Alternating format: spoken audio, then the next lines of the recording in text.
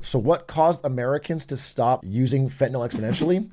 Honestly, my understanding is that there is a crisis of despair in America that people are filling with drugs, no matter what it is, okay? And the crackdown on opioids led to them going to fentanyl, the next thing. Now, fentanyl is not only cheaper, it is like 50 times more effective than morphine. It is incredibly deadly and incredibly dangerous. You can overdose on a single use of fentanyl. It is a never. It is a not once. Please don't. Please don't. Like, all I can tell you is just please don't. It's extremely addictive, extremely deadly. So that's the problem is people in despair are turning to whatever the most available drug is, and we're getting flooded with fentanyl. Okay? So that's my like high level view of it. There's a lot of nuance that I'm sure that you could look more into. But yeah, it is a follow-up from the opioid pushing by the Sackler family. Now that's been cracked down on. I live in Vancouver. It's crazy here. Oh yeah, I made this America focused, but I do want to mention the Canadians. Everything I said about this is true for Canada as well. But it's a global thing. I mean, it's the sophistication of it is crazy because there's never been such a good money laundering system that is like trust-based, where you don't have to actually physically move the money between borders. They just have a supply of pesos in Mexico. They have a supply of dollars in America. They have a supply of RMB in China, and they can give it to the right people without ever having. It's tough to stop. It's borderless, and is a big reason why you might see like insane, sight unseen Chinese bids of Canadian real estate. It's part of the smuggling. They get the money out of China, and they will buy anything to have. Just have their money out of the country. Yeah, this is true. I got a chart for this in my notes. How about that? China lost the most number of millionaires in 2024. But again, there's fear there for the very rich, right? Because of the crackdowns on business that Xi Jinping is saying, and also just because that like there's not good spots in China right now to invest your money. Even the things they're crushing on, like electric vehicles, solar panels, battery manufacturing, all things that China is leading on, there's so much competition, there's no margin. Like BYD is selling the most EVs, but they sell them at such a low cost. There's almost no money in it. The UK as well. The UK. The UK, not good. Bro, it's so funny. I've been talking about the UK being in a bad spot for a while, but I feel like it just kind of hit because I have seen like 8 different videos on YouTube, all with 1 million views recently, all being like the UK is fucked. It feels like everybody started making videos at the exact same time. I don't know if you guys are seeing this and recommended. It's like everybody is making this same video. It's the UK is terrible to live in. It's awful. It's bad. It's fucked. Yeah, UK crashing in 30 days. They're doing the China collapse on the UK. The UK will collapse in 36 days. What is the name of the Enron movie that Atrioc recommended? That is so long ago that I talked about that. It's called Enron, the Smartest Guys in the Room. It is an excellent documentary. If you would like to watch a YouTuber steal all of it and pretend like they came up with it themselves, go watch Cold Fusion, who literally stole scenes and lines from that documentary verbatim and pretended like it was their own work. What is your top 5 nonfiction books? The Bible, for 1. The Bible for 2. The Bible for 3. The Bible for 4. Shockingly, the Quran for 5. They're both true. Always culture. Basketball shorts, Bro, what is it with... Can we drill in on this? I feel like language is devolving. Because just saying is not a joke. That's not a joke. Bro, it's like so lazy. It's so lazy. The joke has become just like whatever you're looking at, people just say like wearing hat,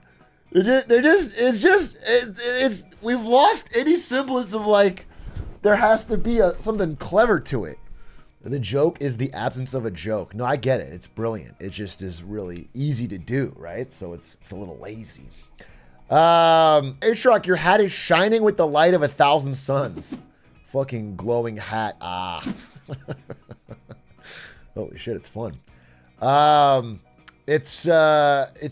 well, I should mention, wait. This is a limited time edition white hat.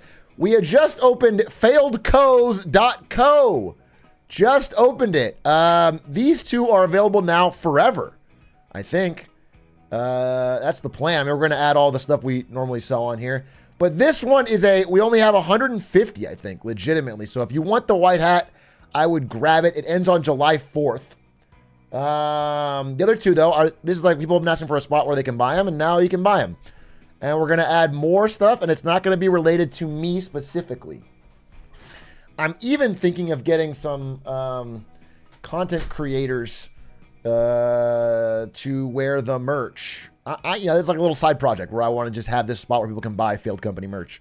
So check it out. Anyway, it's cool. Will you make more interruptions? Yeah, we're bringing back almost all the good stuff. All the stuff that I regularly wear, including Lehman Brothers and Bankrupt and some new stuff about Evergrande that I've been cooking on. Yeah, the idea is just to have cool Failed Company merch on the website and not have to be like a limited drop thing. Because I have European viewers and people that watched it later and they miss it and they get mad. And so I'm just trying to figure it out. When are we getting the Blockbuster beret? What about like a Blockbuster bandolier with real bullets? For when the revolution comes. For when you gotta bust the block. Holy shit, do you want to work for me in marketing? Holy shit, that's a tagline. Selling a literal... Oh, whoa. Big A, I hope you're doing well. Have you seen the new EWC trophy system? I don't.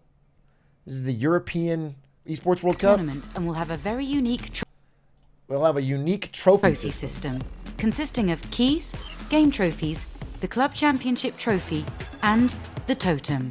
Introducing the key. This symbolizes a participant's right to compete in Riyadh. Each team or player will receive a personalized key consisting of the inner key and the outer frame.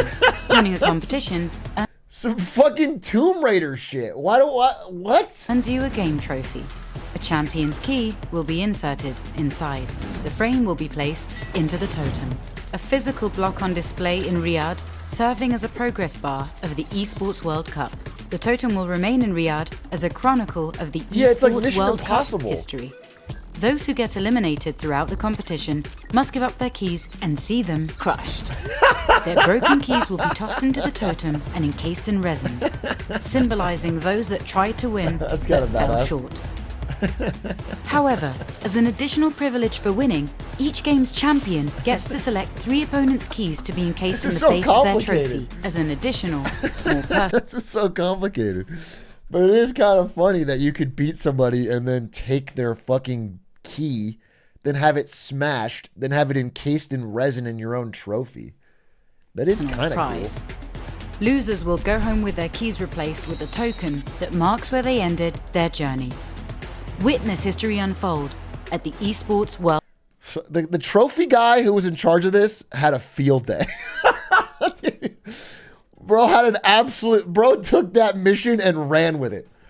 They just said, just get trophies for the event. And he said, no, I'm going to create a whole new trophy system. I'm going to fucking turn the world of trophies on its head.